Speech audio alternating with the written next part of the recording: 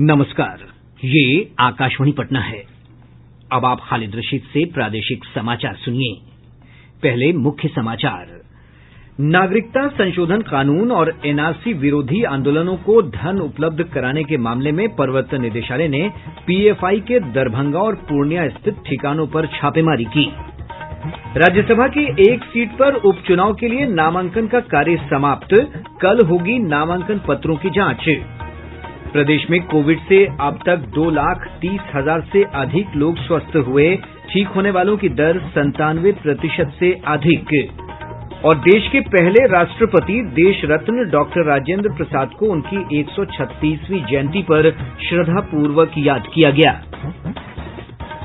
Bulletin की शुरुआत इस संकल्प के साथ। कोविड-19 महामारी के खिलाफ देश एकजुट होकर लड़ रहा है। आप भी हमारे साथ सुरक्षा और बचाव के 3 आसान एहतियाती उपायों का संकल्प लें। कोविड-19 से बचाव और सुरक्षित रहने के 3 उपाय। मास्क लगाएं, 2 गज दूरी है जरूरी, सुरक्षित दूरी रखें, हाथ और मुंह साफ रखें। अब समाचार विस्तार से। प्रवर्तन निदेशालय की टीम ने आज दरभंगा और पूर्णिया जिले में एक साथ People's Front of India PFI के कई ठिकानों पर छापेमारी की। नागरिकता संशोधन कानून और एनआरसी के विरोध में हुए आंदोलन तथा देश विरोधी प्रदर्शन को पीएफआई द्वारा धन उपलब्ध कराने के मामले में यह छापेमारी की गई है। मनी लॉन्ड्रिंग के इस मामले में ईडी ने संगठन के कई संदिग्ध गतिविधियों को लेकर जांच की। दरभंगा जिले के सिंहवाड़ा थाना क्षेत्र अंतर्गत शंकरपुर में प्रवर्तन निदेशालय ईडी ने पीएफआई के जनरल सेक्रेटरी मोहम्मद सनाउल्लाह के घर छापेमारी की है। निदेशालय की टीम ने परिवार के सदस्यों से पूछताछ की। पूर्णिया जिले के खजांची हाट थाना क्षेत्र राजाबाड़ी स्थित पीएफआई के कार्यालय पर भी ईडी की टीम ने छापेमारी की है। राज्यसभा की एक सीट के लिए हो रहे उपचुनाव के लिए नामांकन का कार्य आज समाप्त हो गया। कल नामांकन पत्रों की जांच की जाएगी, जबकि 7 दिसंबर तक उम्मीदवार अपना नाम वापस ले सकते हैं। भाजपा के वरिष्ठ नेता सुशील कुमार मोदी के अलावा एक निर्दलीय प्रत्याशी ने नामांकन किया है। विधानसभा में संख्या बल को देखते हुए श्री मोदी की इस सीट पर जीत तय मानी जा रही है।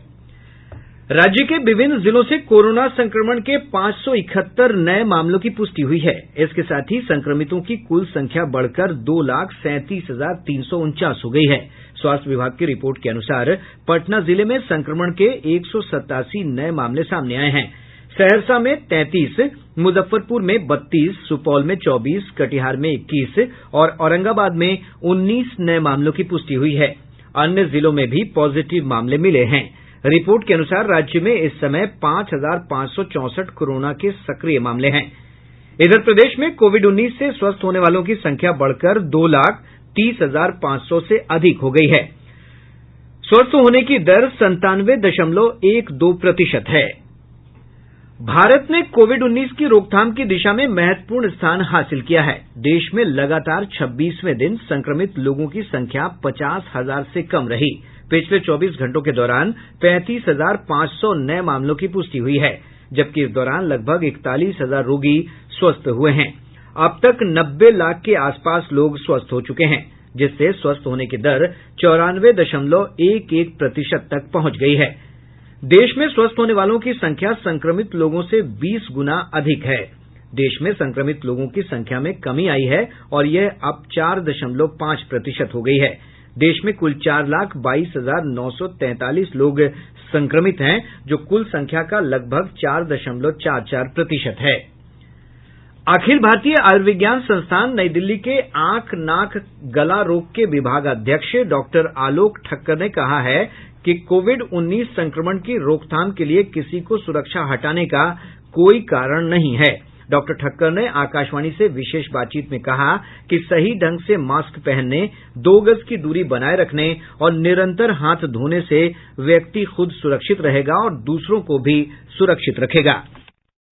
कोरोना के साथ 6-8 महीने निकल चुके हैं अब ये तो बात हम सबको समझ आ गई कि हमेशा ये बहुत खतरनाक बीमारी नहीं होती, कई बार तो ज्यादा लक्षण होते ही नहीं, फिर भी बीमारी जो है होके निकल भी जाती है। पर ये लापरवाही की बात नहीं है। 4 से 6 जरूर होते हैं 100 में से जिनमें की बहुत सीवियर बीमारी हो जाती है। पता ही है आप सबको कि 1-2 में मृत्यु भी हो जाती है। तो इसलिए सावधानी कम करने की कोई बात नहीं बनती है। सावधानी ये समझ के चलें कि अगर कम से कम अपने लिए नहीं कर रहे हैं तो बाकियों के लिए कर रहे हैं। जब आप मास्क लगाते हैं तो आप ये तो जरूर रहता है कि किसी और से आपको इन्फेक्शन नहीं होगा, पर यह भी होता है कि कहीं न कहीं अगर आप में अभी एसिम्प्टोमेटिक वाला कोरोना है तो आप किसी और को ना दें। जैसे ही समझिएगा जैसे कि जब आप गाड़ी चलाने निकलते हैं, साइकिल चलाने निकलते हैं तो सड़क की बाएं तरफ रहते हैं, इसलिए कि किसी और से आपके लिए आप रिस्क ना बन जाए। इसलिए हमेशा मास्क लगाना बड़ा जरूरी है, अपने प्रोटेक्शन के लिए भी और दूसरों के प्रोटेक्शन के लिए। थोड़े रिस्पॉन्सिबल नागरिक बनना जरूरी है। नरेंद्र मोदी सरकार ने देश में कृषि क्षेत्र में परिवर्तन लाने और किसानों की आय दोगुना करने के लिए कई कदम उठाए हैं। सरकार ने इस दिशा में कृषि से संबंधित 3 नए कानून लागू किए। ब्यौरा हमारे संवाददाता से। किसान उपज व्यापार और वाणिज्य संवर्धन और सुविधा अधिनियम 2020 का मुख्य उद्देश्य उन बिचौलियों को समाप्त करना है जिन्होंने किसानों के अधिकांश उत्पादक आय को कम किया है। इस ऐतिहासिक कानून की वजह से कृषि मंडियों में फलने फूलने वाले ऐसे बिचौलियों पर सरकार ने गहरा आघात पहुंचाया है। कृषि और किसान की आय से सीधे सीधे संबंध रखने वाले संसद द्वारा पारित 3 पथ प्रदर्शक कानूनों की वजह से देश में किसान पहली बार अपनी उपज को बेहतर कीमत पर बेचने की स्वतंत्रता पा चुका है। किसान अब अपने कृषि उत्पाद के संबंध में खेती के पहले भी करार करने के लिए मुक्त है। वहीं दूसरी ओर फसल कटने के बाद अब वह अनाज सीधे सीधे फैक्ट्री, गोदाम या कोल्ड स्टोरेज में भी बेच सकता है। समयानुकूल जरूरतों के अनुरूप इन कानूनों के प्रावधान के अंतर्गत किसान अब अपनी उपज ऑनलाइन व्यापार के माध्यम से भी देश के किसी कोने में बेच सकता है। इन सब के अलावा नए विधान कृषि उत्पाद संबंधित न्यूनतम समर्थन मूल्य की मौजूदा व्यवस्था और कृषि मंडियों की मौजूदा प्रणाली को किसी भी तरह से संशोधित किए बगैर किसानों को नई व्यवस्था चुनने का विशेषाधिकार देते हैं। एपीएमसी कानून तथा कृषि विपणन समितियां राज्य सरकारों द्वारा ही नियंत्रित की जाती रहेंगी। नए कृषि कानून किसानों को अपनी उपज बेचने के स्वतंत्र और सुगम विकल्प प्रदान करते हैं और इन सारी सहजताओं के अतिरिक्त यह किसानों के हितों को सुरक्षित करने के लिए और किसी भी विवाद के सुलभ और त्वरित निपटारे के लिए उप संभागीय स्तर पर व्यवस्था सुनिश्चित करते हैं। आकाशवाणी समाचार के लिए आनंद चतुर्वेदी, दिल्ली। शिक्षा मंत्री रमेश पोखरियाल निशंक ने मातृभाषा में तकनीकी शिक्षा देने की रूपरेखा तैयार करने के लिए कार्यबल का गठन किया है। उच्च शिक्षा सचिव की अध्यक्षता में गठित ये कार्यबल इस संबंध में विभिन्न पक्षों से मिले सुझावों पर विचार करने के बाद 1 महीने के भीतर अपनी रिपोर्ट सौंपेगा। प्रादेशिक समाचार आप आकाशवाणी पटना से सुन रहे हैं। बेगूसराय जिले में गढ़हरा पुलिस चौकी क्षेत्र में अपराधियों ने स्टेट बैंक की शाखा में धावा बोलकर आज दिन दहाड़े लगभग 5 लाख रुपए लूट लिए। पुलिस ने बताया कि हथियारबंद 4 अपराधियों ने इस घटना को अंजाम दिया। लूट के बाद अपराधी सीसीटीवी कैमरे में रिकॉर्ड वीडियो फुटेज का हार्ड डिस्क भी लेकर फरार हो गए। पुलिस अधीक्षक अवकाश कुमार ने बताया कि अपराधियों को गिरफ्तार करने के लिए छापेमारी की जा रही है।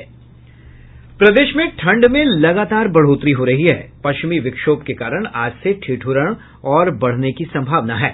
मौसम विभाग ने कहा है कि अगले 48 घंटों के दौरान राज्य में मौसम शुष्क बना रहेगा। वहीं सुबह के समय कुछ स्थानों पर धुंध और घना कोहरा छाया रहेगा। आज गया प्रदेश का सबसे ठंडा स्थान रहा, जहां का न्यूनतम तापमान 9.1 डिग्री सेल्सियस दर्ज किया गया। वहीं पटना का न्यूनतम तापमान 11 डिग्री सेल्सियस रिकॉर्ड किया गया, जबकि भागलपुर का 14.1 डिग्री रहा। पूर्णिया का न्यूनतम तापमान 14.5 डिग्री सेल्सियस दर्ज किया गया। राज्यपाल फागू चौहान ने आज राजभवन में 8वें बिहार विज्ञान सम्मेलन का उद्घाटन किया। कोविड-19 के चलते इस बार कार्यक्रम का आयोजन ऑनलाइन स्वरूप में किया जा रहा है। उद्घाटन सत्र में जाने माने परमाणु वैज्ञानिक अनिल काकोदकर भी शामिल हुए। इस अवसर पर राज्यपाल ने वैज्ञानिकों से कोविड महामारी के निदान और प्रबंधन के लिए एकजुटता से काम करने की अपील की। देश के प्रथम राष्ट्रपति देश रत्न डॉक्टर राजेंद्र प्रसाद को आज उनकी 136वीं जयंती पर श्रद्धापूर्वक याद किया गया। इस अवसर पर संसद के सेंट्रल हॉल में आयोजित विशेष कार्यक्रम में लोकसभा अध्यक्ष ओम बिरला समेत विभिन्न दलों के गणमान्य नेताओं ने राजेंद्र बाबू के तैलचित्र पर माल्यार्पण कर उन्हें श्रद्धांजलि दी। राष्ट्रपति रामनाथ कोविंद ने राष्ट्रपति भवन में डॉक्टर राजेंद्र प्रसाद को भावभीनी श्रद्धांजलि अर्पित की। उपराष्ट्रपति एम वेंकैया नायडू ने देश रत्न डॉक्टर राजेंद्र प्रसाद को श्रद्धांजलि अर्पित करते हुए कहा कि वे एक निस्वार्थ और दूरदर्शी नेता थे, जिन्होंने देश की नीतियां बनाने में महत्वपूर्ण भूमिका निभाई। प्रधानमंत्री नरेंद्र मोदी ने प्रथम राष्ट्रपति को भावभीनी श्रद्धांजलि अर्पित की। अपने ट्वीट संदेश में प्रधानमंत्री ने कहा कि सादा जीवन, उच्च विचार रखने वाले राजेंद्र बाबू लोगों के लिए हमेशा प्रेरणा स्रोत रहेंगे। प्रदेश के विभिन्न भागों में भी जयंती समारोह आयोजित कर राजेंद्र बाबू को श्रद्धांजलि अर्पित की गयी। पटना के नेक संवाद में आयोजित मुख्य समारोह में मुख्यमंत्री नीतीश कुमार ने डॉक्टर राजेंद्र प्रसाद के तैलचित्र पर माल्यार्पण कर उन्हें श्रद्धांजलि अर्पित की। डॉक्टर राजेंद्र प्रसाद के जन्मस्थल सीवान जिले के जीरादेई में भी कार्यक्रम का आयोजन कर देश के पहले राष्ट्रपति को श्रद्धा सुमन अर्पित किया गया। सूचना और प्रसारण मंत्री प्रकाश जावड़ेकर आज आकाशवाणी द्वारा आयोजित इस वर्ष का डॉक्टर राजेंद्र प्रसाद स्मारक व्याख्यान देंगे। इस वर्ष का विषय है सुशासन। स्मारक व्याख्यान का प्रसारण आकाशवाणी के सभी स्टेशनों से आज रात 9:30 बजे किया जाएगा। इसे दूरदर्शन पर भी रात्रि 10 बजे से सुना जा सकता है। इधर अमर क्रांतिकारी खुदीराम बोस को भी उनकी 131वीं जयंती पर श्रद्धापूर्वक याद किया गया। मुजफ्फरपुर में आयोजित समारोह में जिलाधिकारी चंद्रशेखर सिंह ने उनकी प्रतिमा पर माल्यार्पण कर श्रद्धा सुमन अर्पित किए। आज विश्व दिव्यांगजन दिवस मनाया गया। दिव्यांगजनों के सशक्तीकरण और उन्हें समाज की मुख्य धारा में लाने के लिए संकल्प व्यक्त करने के लिए यह दिवस प्रतिवर्ष मनाया जाता है। इस अवसर पर देश भर में विभिन्न केंद्रों में कार्यक्रम आयोजित कर दिव्यांगजनों को सहायता उपकरण उपलब्ध कराए गए। प्रधानमंत्री नरेंद्र मोदी ने अपने संदेश में कहा है कि दिव्यांगजनों का सहज भाव और धैर्य हमें प्रेरणा देता है। प्रदेश में भी दिव्यांगजन दिवस पर कई कार्यक्रम आयोजित किए गए। राजधानी पटना में कार्यक्रम में समाज कल्याण मंत्री अशोक चौधरी ने कहा कि राज्य भर के सभी अनुमंडलों में बुनियाद केंद्र स्थापित किए गए हैं, जहां दिव्यांगजनों को आवश्यक सुविधाएं उपलब्ध कराई गईं। राज्य के निःशक्तता आयुक्त शिवाजी कुमार ने कहा कि प्रदेश में 51 लाख से अधिक दिव्यांगजन हैं। श्री कुमार ने कहा कि उनके कार्यालय ने अब तक सुनवाई करके 2 लाख से अधिक दिव्यांगजनों की समस्याओं का निष्पादन किया है। औरंगाबाद जिले में सोन नदी के तटीय क्षेत्रों में बालू के अवैध उत्खनन और परिवहन के खिलाफ छापेमारी अभियान चलाया गया। खान और भूतत्व विभाग के उप निदेशक सुरेंद्र प्रसाद सिन्हा ने बताया कि जिले के बारून थाना क्षेत्र में की गई छापेमारी के दौरान भारी मात्रा में अवैध बालू जब्त किया गया है। सीतामढ़ी की जिलाधिकारी अभिलाषा कुमारी शर्मा ने अंतर्राष्ट्रीय दिव्यांग दिवस के अवसर पर डुमरा में आयोजित कार्यक्रम में 113 दिव्यांगों को ट्राई साइकिल का वितरण किया। बेगूसराय के गांधी स्टेडियम में विश्व दिव्यांग दिवस समारोह का आयोजन किया गया। जिला शिक्षा पदाधिकारी रजनीकांत प्रवीण ने इसका उद्घाटन किया। इधर जिले के मटिहानी में सामाजिक सुरक्षा कोषांग की ओर से दिव्यांगता सशक्तीकरण के क्षेत्र में उत्कृष्ट कार्य करने के लिए 6 लोगों को सम्मानित किया गया। और अब अंत में मुख्य समाचार एक बार फिर। नागरिकता संशोधन कानून और एनआरसी विरोधी आंदोलनों को धन उपलब्ध कराने के मामले में प्रवर्तन निदेशालय ने पीएफआई के दरभंगा और पूर्णिया स्थित ठिकानों पर छापेमारी की। राज्यसभा के एक सीट पर उपचुनाव के लिए नामांकन का कार्य समाप्त। कल होगी नामांकन पत्रों की जांच। प्रदेश में कोविड से अब तक 2,30,000 से अधिक लोग स्वस्थ हुए। ठीक होने वालों की दर 97% से अधिक। और देश के पहले राष्ट्रपति देश रत्न डॉक्टर राजेंद्र प्रसाद को उनकी 136वीं जयंती पर श्रद्धापूर्वक याद किया गया। इसके साथ ही आकाशवाणी पटना से प्रसारित प्रादेशिक समाचार का ये अंक समाप्त हुआ। कोविड-19 से बचाव और सुरक्षित रहने के 3 उपाय। मास्क लगाएं, 2 गज दूरी है जरूरी, सुरक्षित दूरी रखें, हाथ और मुंह साफ रखें।